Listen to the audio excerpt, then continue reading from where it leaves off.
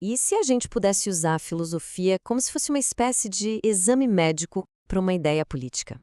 É exatamente isso que vamos fazer hoje. A gente vai colocar o anarcocapitalismo numa lente filosófica bem interessante para entender o que ele tem de forte e, bom, onde podem estar suas fraquezas. A ideia central do anarcocapitalismo é, uau, muito poderosa. Pensa só, um mundo que funciona só com base na liberdade de cada um e na propriedade privada, sem Estado, sem imposto, sem ninguém impondo regra. Para muita gente, isso soa como o paraíso, né? A liberdade total. Mas aí vem a grande questão. Essa liberdade toda, sem limites, ela criaria uma sociedade realmente saudável? Essa pergunta que vai guiar a nossa análise de hoje. A gente vai usar a filosofia como se fosse um kit de diagnóstico para investigar a saúde dessa ideia. E para fazer esse diagnóstico, a gente vai pegar emprestado as ideias de um verdadeiro médico da filosofia, o romeno Constantinoica. Ele tinha uma visão bem simples, mas muito, muito poderosa sobre o que faz qualquer coisa viva, seja uma pessoa ou uma sociedade inteira, ser completa e saudável. O Noica nos entrega esse modelo que vai ser a nossa ferramenta de diagnóstico, sabe? Dá para pensar nele como uma receita com 3 ingredientes essenciais. E o segredo, claro, para que tudo saia perfeito, é que esses 3 ingredientes estejam ali, ó, na medida certa, num equilíbrio perfeito. Vamos lá, o primeiro ingrediente da nossa receita, o indivíduo. Ele é a base de tudo, é cada pessoa, cada comunidade, é a parte real, concreta, única da nossa receita. É o eu. Simples assim. Agora, o segundo ingrediente, as ações. Ou seja, tudo aquilo que a gente faz no mundo, nossas escolhas, o nosso trabalho, as regras que a gente cria para poder conviver. É o indivíduo em movimento, se manifestando no mundo real. E por último, mas talvez o mais importante, o terceiro ingrediente, o propósito. Pensa nele como a cola que une todo mundo, que dá uma direção. São aquelas ideias maiores, tipo justiça, bem comum ou construir um futuro melhor. É o que dá sentido a tudo que a gente faz. Ok, receita na mão, agora vamos ao diagnóstico. A filosofia do Noica sugere que o anarcocapitalismo acaba criando um desequilíbrio muito sério, porque ele tira de propósito um desses 3 ingredientes essenciais. Olha que interessante. A ideologia anarcocapitalista rejeita de forma ativa conceitos como o Estado ou o bem comum, que são justamente o nosso terceiro ingrediente. Para ela, o que importa é só o indivíduo e suas trocas. É como tentar fazer um bolo e decidir por vontade própria não usar farinha. Simplesmente não vai funcionar, né?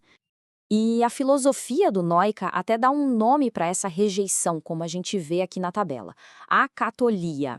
E o ponto-chave é esse: a falta do propósito não é um acidente, não é um esquecimento.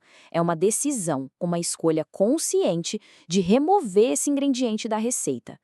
Certo? Então, quais são os sintomas? O que acontece quando uma sociedade tenta funcionar sem esse propósito que une todo mundo? O que acontece quando a receita está, bem, incompleta?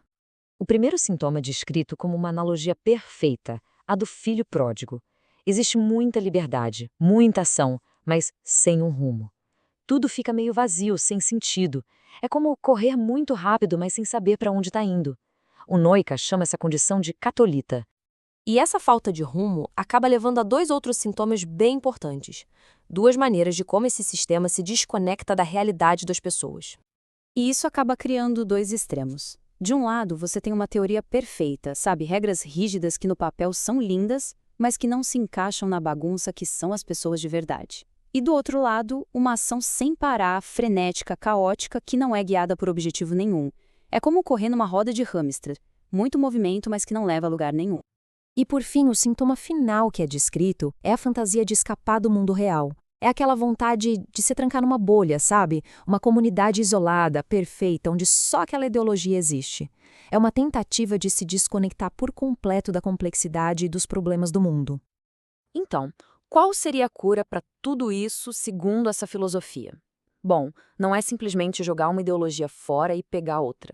A cura está em restaurar aquele equilíbrio que se perdeu, em basicamente refazer a receita do jeito certo.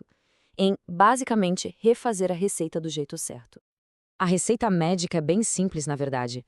Garantir que os 3 elementos, o indivíduo, as ações dele e um propósito compartilhado, estejam todos lá, presentes, trabalhando juntos e em harmonia. é trazer todos os ingredientes de volta para a cozinha. E essa é a grande lição aqui. Uma sociedade saudável, assim como uma pessoa saudável, não vive nos extremos, nem liberdade total, nem controle total. Ela precisa de um equilíbrio dinâmico entre suas partes essenciais para ser completa, para funcionar bem. E para a gente terminar, fica uma pergunta para reflexão. Se a gente olhar para a nossa sociedade de hoje, usando essa receita simples de 3 ingredientes, qual deles parece estar mais fora de lugar? O que está faltando ou sobrando? O indivíduo, nossas ações ou o nosso propósito em comum? A resposta pode dizer muito sobre a nossa própria saúde coletiva.